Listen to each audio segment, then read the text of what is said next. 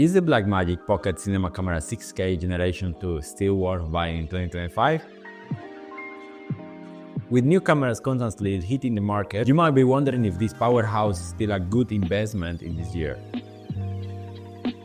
And well, despite being a couple of years old, the Blackmagic Pocket Cinema Camera 6K Generation 2 still offers some serious filmmaking features that are hard to beat at this price.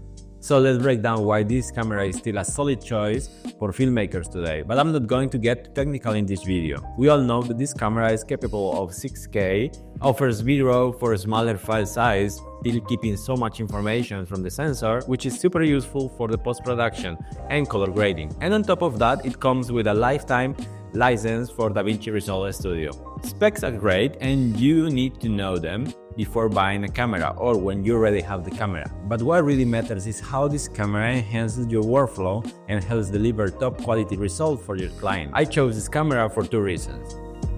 First, amazing colors straight out of the camera. You don't need advanced grading skills to get a cinematic look. I mean, the colors are just gorgeous right away.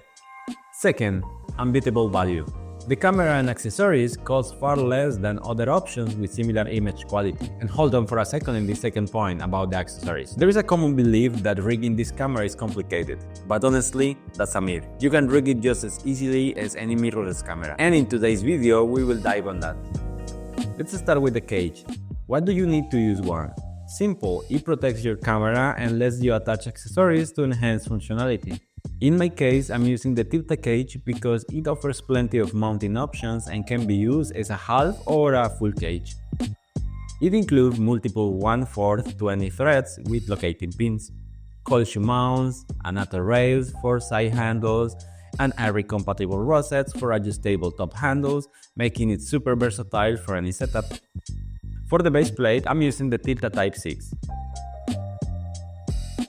Which adds 50mm rod support for mounting accessories like matebox and photo focus systems. It also has a quick release option and the dual rosettes let you attach ARRI-based accessories like side handles or extended arms for better shoulder mounted operation if you will ever need that kind of setup. Here on the bottom, it has a dedicated slot for an M.2 SSD case, making external recorder easy and secure.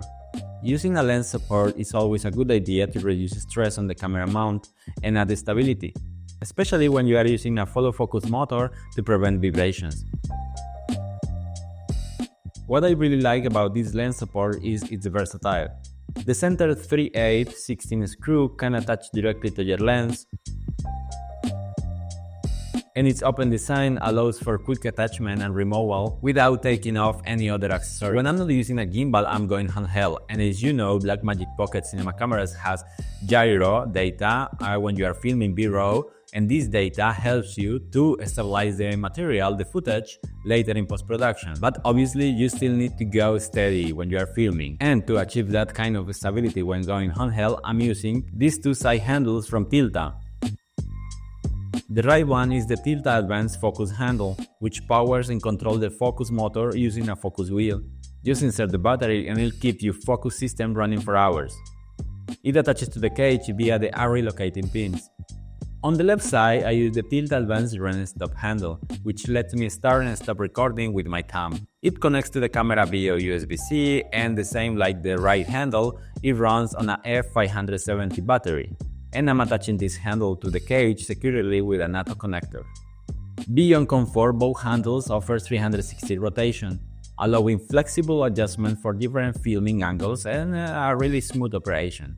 The Blackmagic Pocket camera comes with a 5" monitor, so an external monitor isn't necessary all the time, but for some projects it helps. When using one, I mount it either on the cold shoe of the cage or on the top handle, which offers an extra mounting points and quick release cold shoe for easy setup. A few small details that help keep this rig more organized and compact.